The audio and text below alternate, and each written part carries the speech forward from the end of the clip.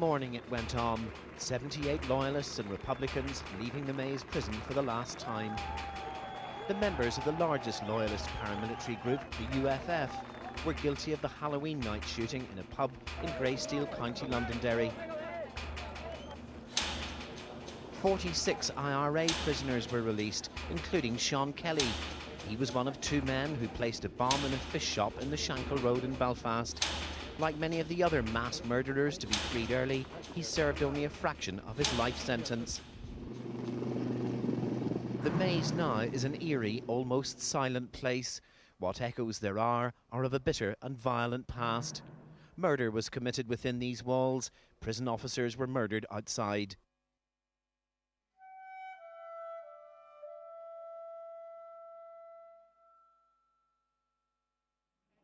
Five minutes to 1, and here's the Northern Ireland News, read by Brian Barfield. And first, the headlines. 2 men have died in rioting in Belfast after a big roundup of suspects this morning, which was followed by an official announcement that there's to be internment.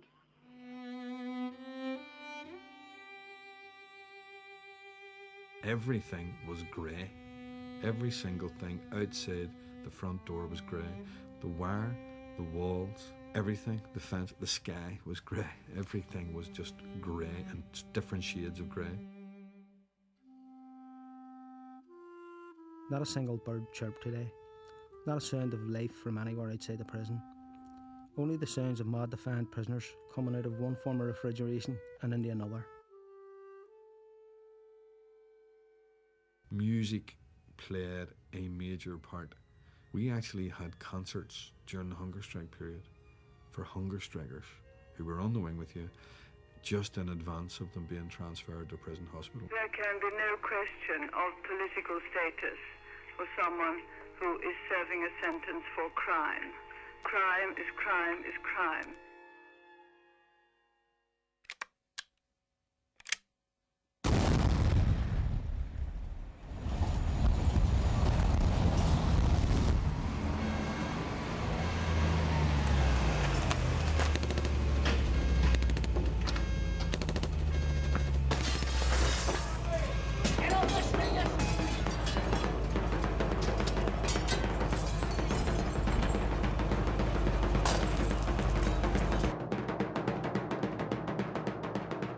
The terrorist campaign continues at an unacceptable level, and I have had to conclude that the ordinary law cannot deal comprehensively or quickly enough with such ruthless viciousness.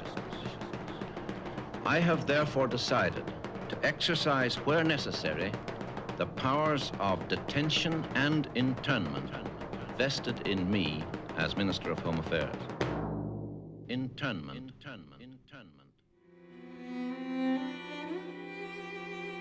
My name is Brendan McFarland. I'm from the Ardoyne area of North Belfast and was imprisoned in 1975 for a life sentence. Escaped in 1983 and was actually recaptured and extradited in 1986 and was finally released through a workout scheme in 1997.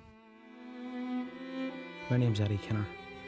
I'm a former UVF loyalist prisoner. I served 13 years in Long Kesh from 1975 to 1989.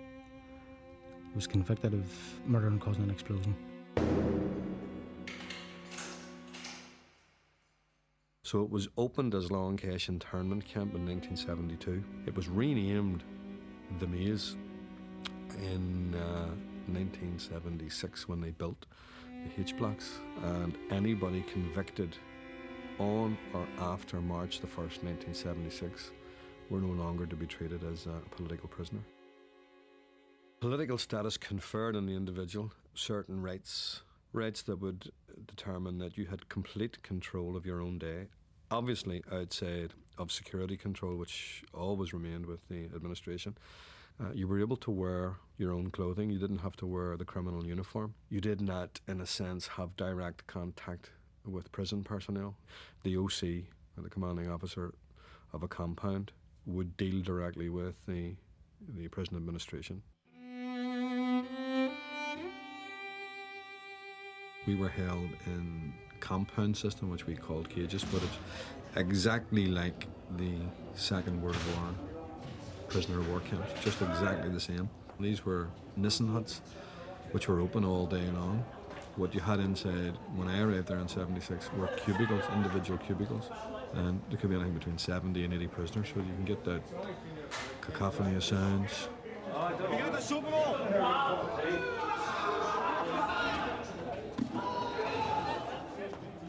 But in the quieter part of the evening, you could hear, in a sense, the silence around the place as well.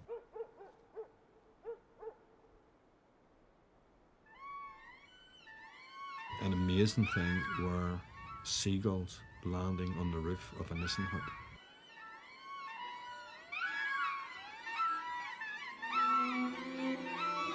Because it's like almost like a troop of commandos walking on the roof. It is so loud. Some guys had practical jokes, and from one hut at night they would take bread late at night and throw it up onto the roof of the adjoining hut, and in the summer at 5 or 6 o'clock in the morning 40, 50 seagulls all landing, scraping and packing with their beaks on the tin roof was something outrageous. Wednesday, 17th of March 1976. Today was my first day in Long Kesh. What a relief to walk through the gates of Compound 21. Final recognition of my political status after waiting 3 months in the confinement of Crumlin Road Prison. I know I'm lucky to still get political status and enjoy the relaxed open atmosphere of the Nissen huts, and not to have to go to the newly built H blocks on the other side of the prison. The screws only come in to lock and unlock us in the huts, and we can do what we like all day within these confines. This evening I was able to walk and talk outside for the first time in months. It's almost like I've been released, but I'm only starting my sentence. The H blocks were built primarily to deal with the political situation and to deal with the struggle that Republicans were involved in the aftermath of the Civil Rights Campaign. The British government had guaranteed prisoners political status. These are sentenced prisoners who had been processed through courts, so they gave them political status. They also had hundreds of prisoners who were internees. So you had hundreds upon hundreds of people interned and people who had been processed through courts and ending up in the same prison. In order to differentiate, they did a couple of things. They built H blocks, which were in the shape of an H with a crossbar, a centre bar. There were single cells in each of the H's, 25, 26 cells. To accommodate one prisoner, they ended up with 2 prisoners per cell.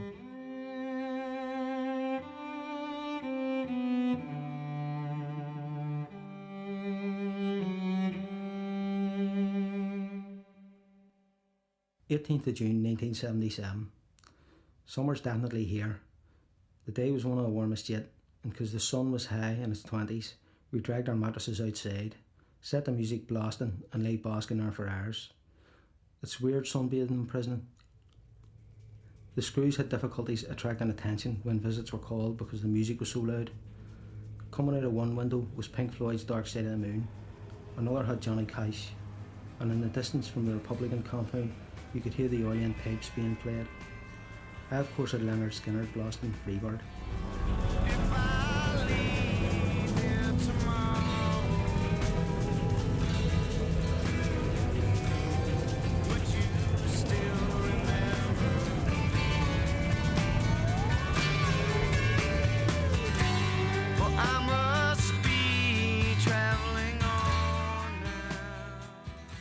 What a song, If I Leave Here Tomorrow. My first introduction to the H blocks came in the aftermath of an attempted escape, and senior governors just told us that they were so fed up with us creating all sorts of difficulties that once we came out of the isolation unit, they told us they weren't moving us back to the compound system, that we were being moved to the H blocks, and it was H block 3 that we were brought into. And 3 of us were just taken from the isolation unit and brought in, and we were in the back of a van. Now the van is obviously blacked out at that time, you couldn't see out the windows. And there was a sense of driving through double set of gates. You can hear the heavy metal lap closing, and there's little wheels in the bottom of these gates that run along a steel runner, and you can hear this clanking closed and this heavy steel bolt slamming.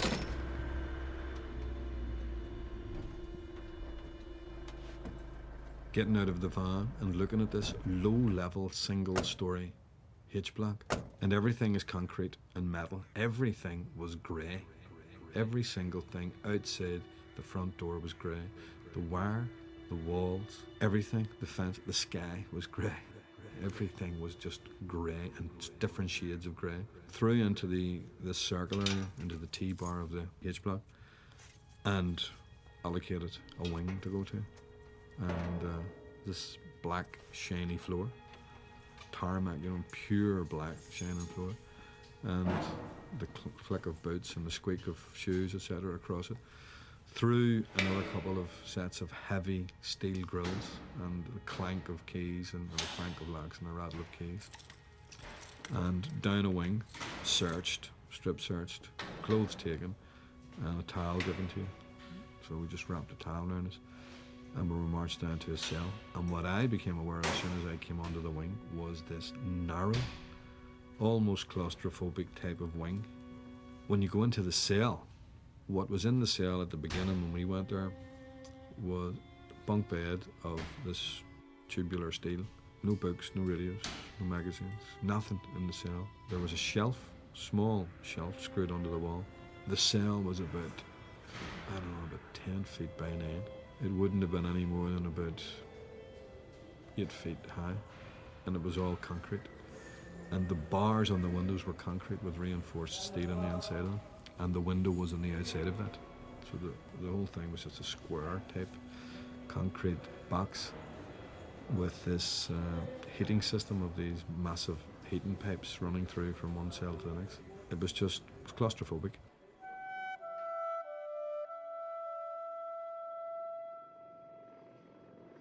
July 1977. We were wakened at about 4 o'clock this morning. The helicopter was doing its security sweep of the prison. The huts vibrated because it was so low. No one could sleep through that. It reminds me of that Billy Joel record about Vietnam, only the helicopter here is much louder than the one on his record. The parade went really well and was impressive. All the top brass in the prison security were up to film it. It isn't the 12th I'm used to, with bands and sashes.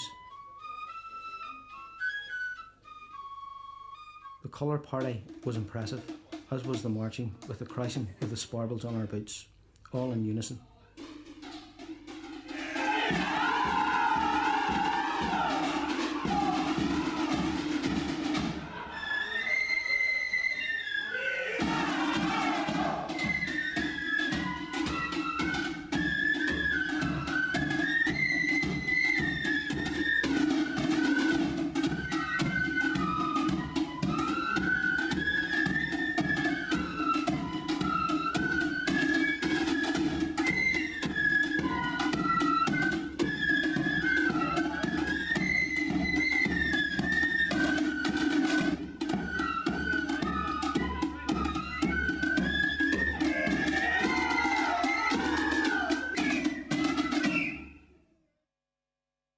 It's my mother's birthday tomorrow, and I'm missing not being there to celebrate it with her. I'm looking forward to getting pickled on patching after lock-up when the real party begins. Nothing like the 12th outside, but at least we can drown our sorrows.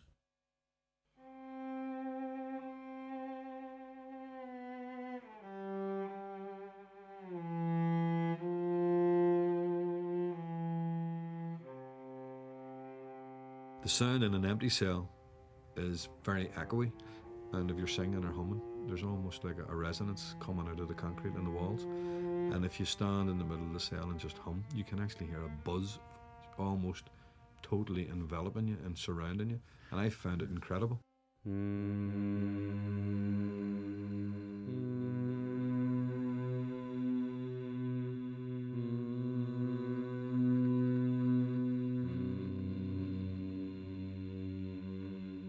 The only way that I could describe it is a time that I was in harmony with the concrete. I was in harmony with the concrete. Concrete.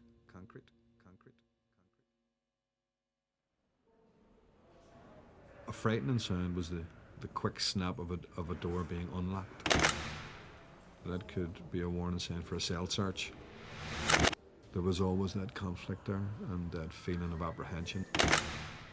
That when the cell door was opened, It wasn't just the cell door opening, it was when they opened it and then what they term is shoot the bolt open so that the door cannot close. And then you know when you hear that sound, there's a cell search.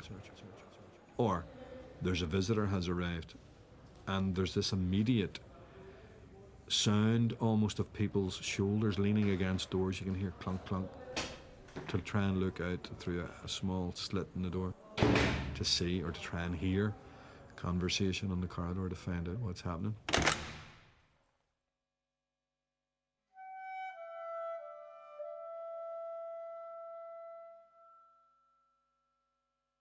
10th of January 1980. The rattle of the screws pulling the bolts on the door this morning sounded sharper and echoed more than any other morning I can remember. When I was warming up for my morning run, it was the coldest I had felt it.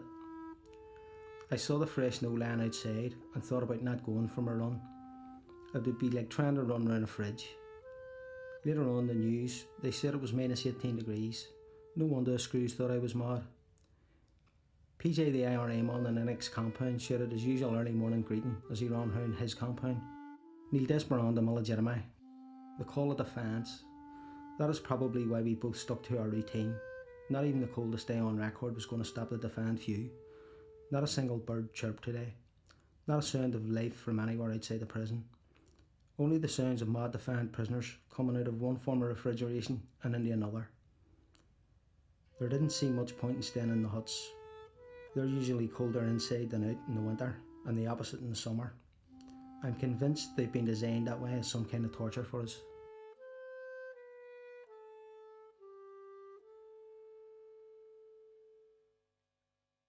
For the past 3 years, the so-called dirty protest has been the central feature of the Republican prisoners' campaign for political status.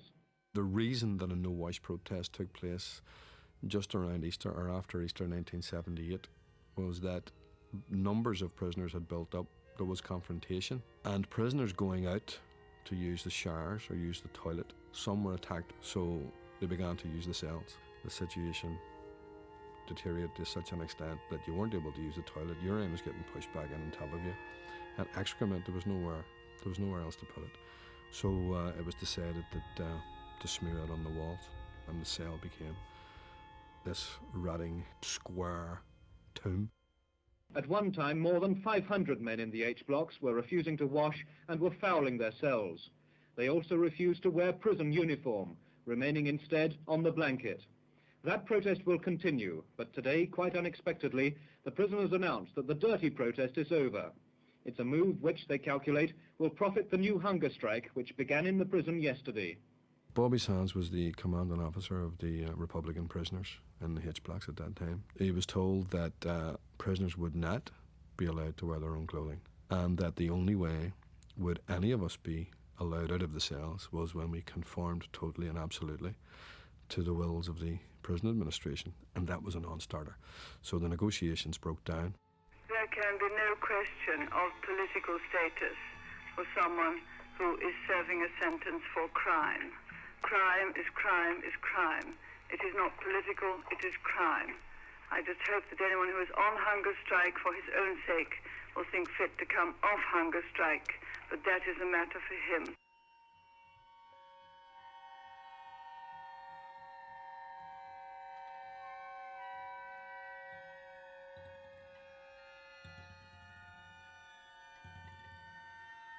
Frank Maguire had been the Nationalist MP in Westminster for Fermanagh South Tyrone, and his death obviously left the room for a by-election. Then it was thought that it would be a major boost if a prisoner ran, and obviously Bobby Sands was the main choice for it because he was the first one on hunger strike, that if a hunger striker were to run, we could possibly make a major impact quicker rather than later.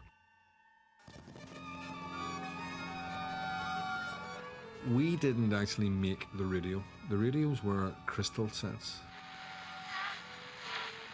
These crystal sets were made by someone outside, and they were so small that they were concealed inside a small size sort of tubular medicine bottle. Everything was so small, people concealed them on their person, inside their body, wrapped up in these small pouch tube type of device. Coming up to the election campaign for Bobby Sands. There were one of these radios in each wing. We assured that every wing had one of these smuggled in, and I told people, under no circumstances, when this result comes through, just wrap the heating pipe down at your wall and tell the guy in the next cell what the result is. Do not be screaming. Otherwise, guards will know that there's a radio, there's some form of communication. Automatic communication, it can only be one thing, a radio.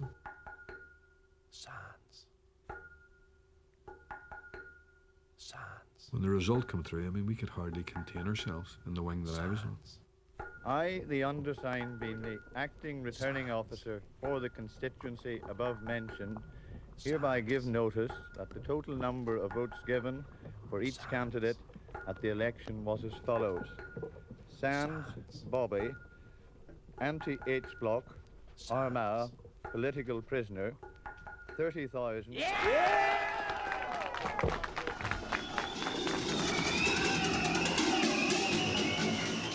There was a wing just adjacent to us, full of younger prisoners, and the minute that they heard the news, the roof nearly come off the cells, and I could hear them screaming all over the place.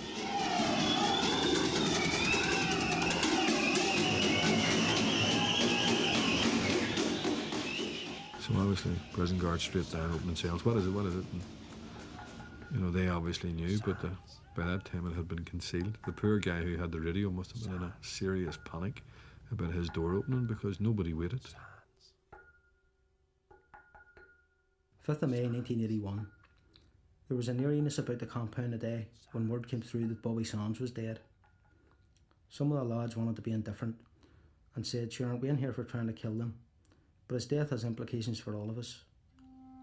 The news was on the radio every half hour, and we were glued to the television reports to see the reaction outside this place. Why are we not surprised that Thatcher has given our enemy a new martyr? Some people learn nothing from history, and all day guys asked each other, will she let the rest die? Will she give in to demands now? What next? We have it easier in the compounds. We still have the political status Sands died for, but we want our lads in the blocks to have the same thing. This has to be one of the worst days in my 5 years in here. If Thatcher defeats the hunger strikers, the authorities will surely begin to try and remove our political status in order to try and break us. I feel sick that the establishment is using prisoners as a weapon to fight a war. How many more prisoners are there going to have to die? The long wait at Bobby Sands' bedside ended early this morning. The news of his death came in a terse statement from the Northern Ireland office. It said simply, Mr. Robert Sands, a prisoner in the maze, died today at 1:17 a.m. Bobby Sands' family were with him at his death, as they had been since he fell into a coma on Sunday morning. From the first day of his hunger strike, Sands was adamant that only a shift in government policy would end his fast. But despite the propaganda success of his election as an MP, he found the government in no mood to back down on the issue of special status.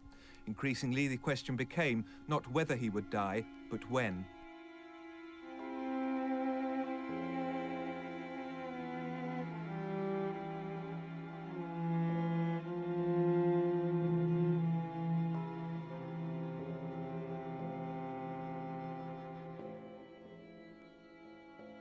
Government's job is always to protect the law-abiding and to defeat terrorism. To grant political status would be to give a license to kill. That is why this government will never grant political status, no matter how much hunger strike there may be.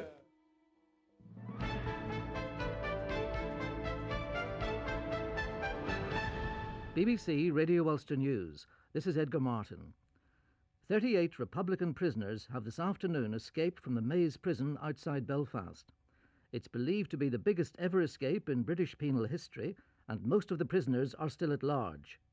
Austin Hunter reports. Within minutes of the escape, the security forces had sealed off the area.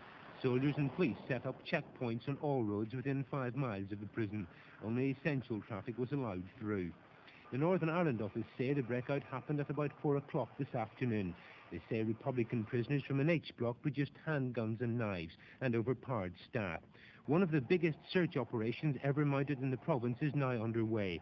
All available soldiers and police, including members of the Ulster Defence Regiment, have been called out on duty. The Northern Ireland Secretary of State, James Pryor, has been kept informed of the developments. It will be his job to answer the criticism from politicians, astounded that 38 prisoners were able to escape from a maximum security prison. I shall, with permission, Mr. Speaker, take this earliest opportunity to make a statement to the House on the escape from the Maze prison in Northern Ireland last month and on the action taken since then. On the 25th of September, at approximately 2:45 p.m, a number of Republican prisoners produced guns in H Block 7 of the Maze prison. The escape took place in the afternoon, which was after the lunchtime lock. It's a lock-up between after lunch at 12 o'clock.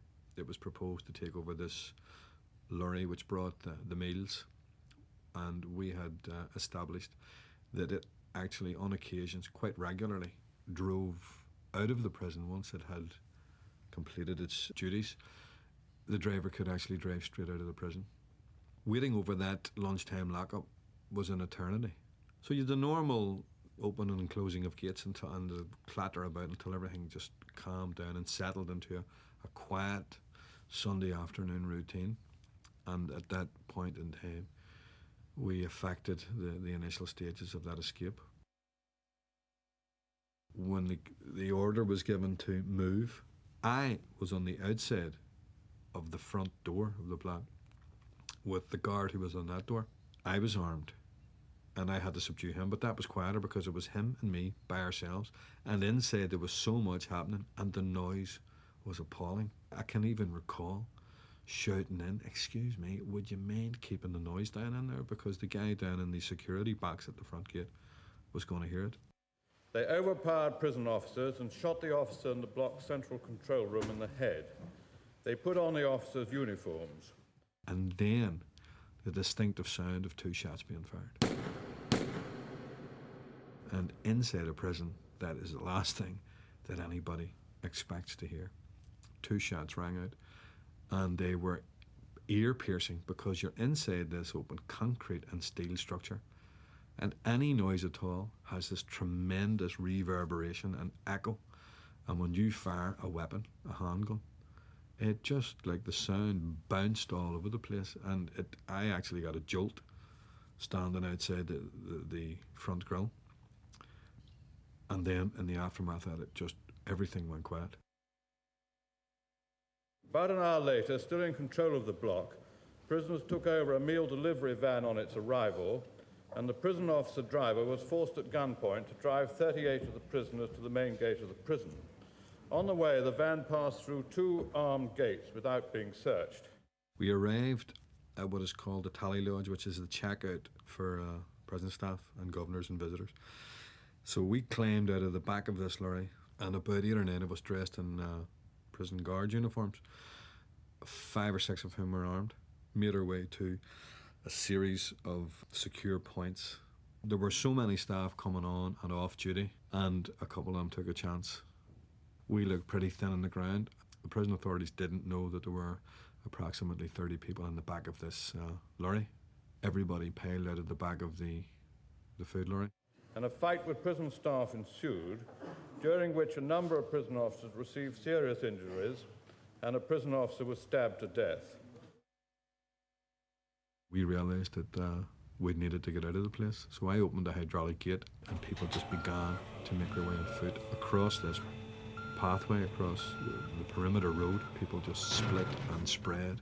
As a number of the escaping prisoners were wearing prison officers' uniform, and some of the prison officers were in civilian clothes, the army sentry in the tower at the main gate could not clearly identify which individuals were prison officers and which were prisoners.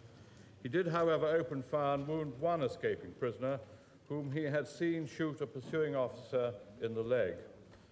Cars were taken and people drove off in 9 different directions after that.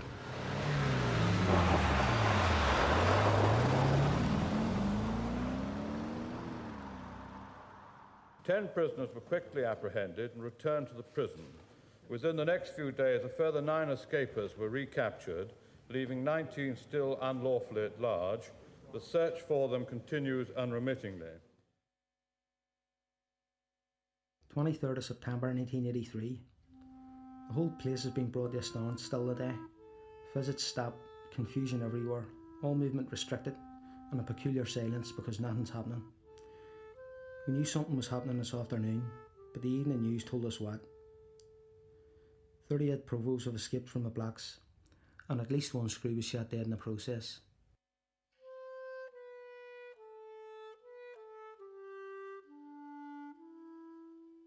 I thought to myself, you have to hand it to them to be able to pull that off, and didn't know if the other guys felt the same way. Nobody can believe it. I can't help feeling envious, not because of the escape, but because they have the sanctity of the border. Any of the loyalists escaping would have nowhere like that to hide. Days like today make me wonder about eventually getting out. I'm in here now 7.5 years. I spent my 18th birthday in prison. There's no sign of the amnesty bus, no sign of the troubles ending. Well, my man and dad lived to see me out of this place. I feel guilty for what I've done to them. My family are the ones serving this sentence, not me.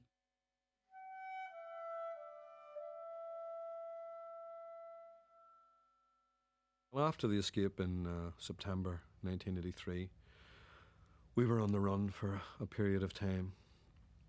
People like Jerry Kelly and myself found ourselves in Europe, and by January 1986 we were in Amsterdam. Special Security Services raided the flat. There were 3 of us in the flat, Jerry and myself and another lad. And Jerry and myself were arrested and brought to court and had extradition warrants served on us, and we fought that case throughout the year. And by the end of 1986, just prior to Christmas, I think the first week in December, the Supreme Court had ruled that extradition was admissible, and we were returned to British jurisdiction here.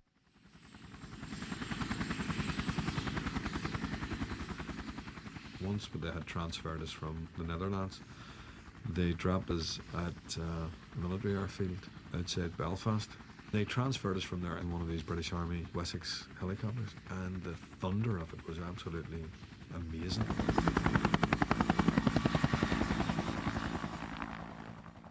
And they brought us into the Crumlin Road prison and locked us up, held us there for 2 or 3 days, and then transferred me back to the H blocks. They brought me back to the same block that I escaped out of.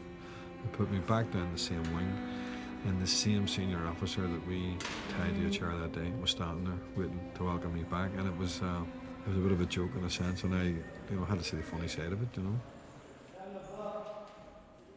I noticed there was a difference right away, because it was a more open type of atmosphere when I went back than there was before we had escaped. There was a more freedom of movement about the place, and then we actually increased that over the following years to have complete unlock situation where you had the full run of your day. The hunger strikes themselves definitely laid the foundation, which allowed people to move out of that protest situation into a more progressive situation in terms of developing education, where teachers were coming in, recreation facilities, football, handicrafts, woodwork, all that sort of thing, music as well.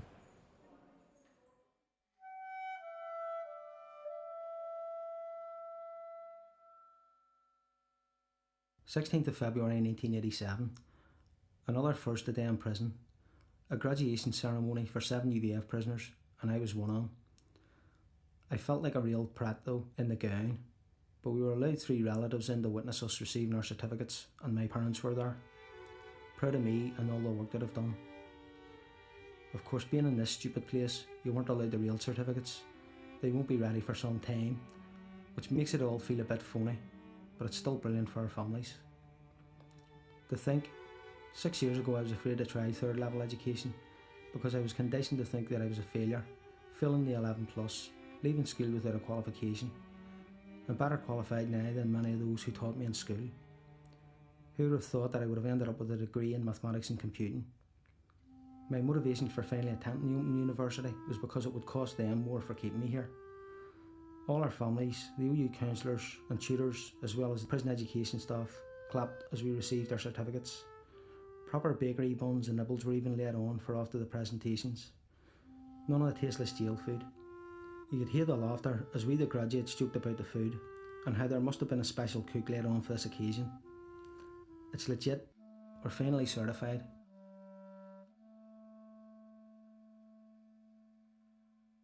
I think it was the early part of 1995. It was a music project and that the Arts Council had funded, and a tutor, Lena Gnew, who was a composer and had worked in a variety of music projects, came in. And she was there, I think, to develop musical talent, to look at the structure of music and to give an appreciation of music. You know, not just Irish music, but, you know, classical music and whatever music we played. Her job was to draw that out and to get people to be creative. We had a Christmas party for prisoners' children. We had a choir from prisoners who would sing all the Christmas carols, and we played music, and we actually did some stuff that was classical. Pachelbel's Canon, for instance, is one of the pieces that was developed. Tarla Conley, who's a whistle player and also a Uilleann pipes player, developed some structures to weave in and out of it and turn that at the end of it, or different pieces of it, into putting in reels and jigs or running reels through it. And, you know, you layer on top of of that particular piece of music. It's a beautiful piece of music, and it's slow, and the way it builds is fantastic. So it allows you the opportunity to experiment. So we actually would have played that and ran through that. And we had a tremendous period of time in experimenting with different stuff. We were encouraged to write songs, and obviously when you're in there and you miss people and, you know, you have loved ones outside, that tends to be a big focal point of writing. I mean, that's why I wrote, you know, If I Could Sing. You know, I wanted to express feelings for someone that I missed. I dream of nights when we reached for the stars above. I've got this yearning, it's breaking my heart. Please tell me now that you need me to share your love. It's too long now we've been apart.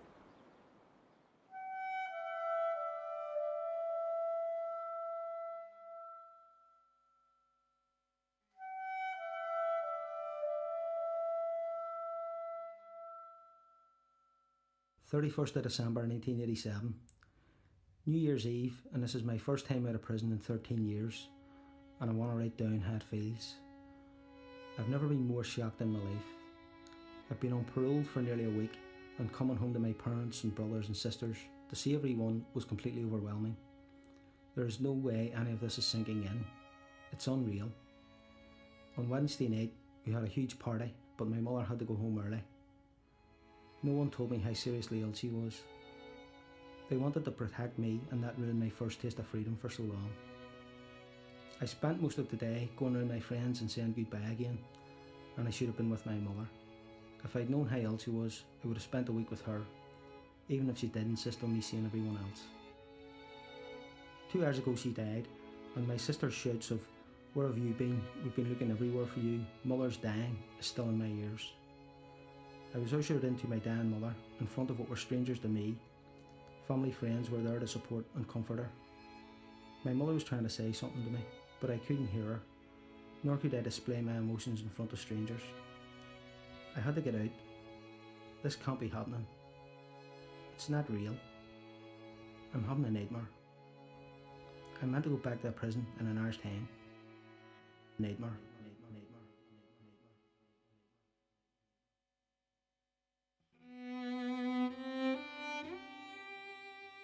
When I was leaving, people were just, a lot of lads were all queued up at the gates, and the van sitting in the yard, and things, I mean, the ceasefire was in and all at that time, and you're realising that there's a progressive move away from prisons. It's within a few years this prison's going to be no more, and that there's not going to be anybody else there, and it's going to close down, and it's sort of that inexorable just move towards a progressive situation, and you're looking at people that you're leaving behind.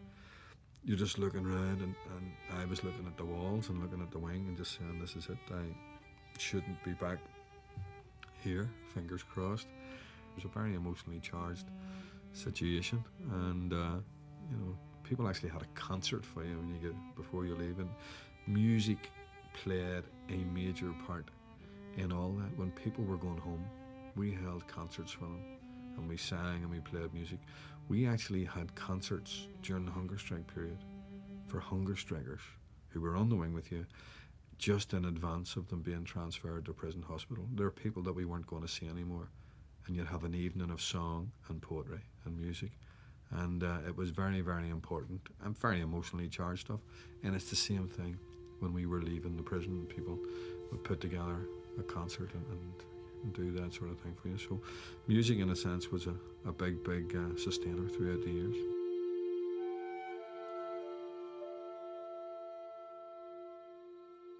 The two governments and the political parties of Northern Ireland have reached agreement. The agreement deals fairly with such sensitive issues as prisoners, policing, and decommissioning. The writing on the walls in Loyalist and Republican areas gives a flavour of the importance of the prisoners and the importance these communities attach to early releases. And that deal on early releases carved out during the Castle Buildings negotiations is perhaps the most controversial part of the Good Friday Agreement. The jail where 10 Republicans died on hunger strike could be closed within 2 years. A report on the maze by the Chief Inspector of Prisons, Sir David Ramsbottom, says it's not safe for its staff or its prisoners. Responding, the new Director General of the Prison Service, Robin Halwood, said the full implementation of the Good Friday Agreement could make it possible to close the jail by the end of the year 2000.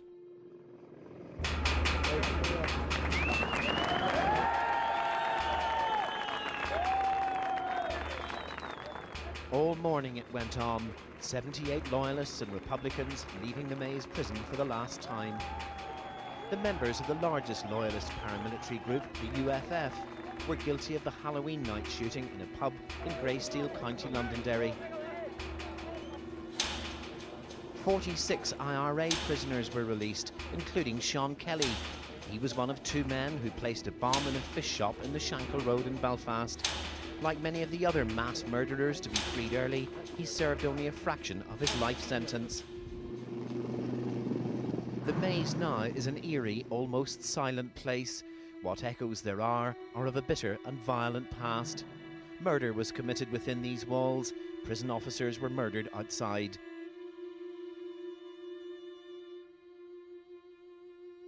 '20th of July 2000. The day brought back nearly 25 years of memories from that bloody awful prison camp. I was at the gates today when our last remaining prisoners came out, creating diversions for them from the media. The place was chaotic. Friends, relatives and media all talking at the same time. Cameras clicking, crowds cheering, even the odd champagne cork flying in the air. As far as the prison goes, I have a dilemma. I would like to see the place razed to the ground, but think something should remain as a reminder of the suffering that took place in there. But the suffering of Republicans will always overshadow Loyalist suffering, and the place would be in danger of becoming a shrine to Republicans. Flatten it, I say. Bulldoze the whole place.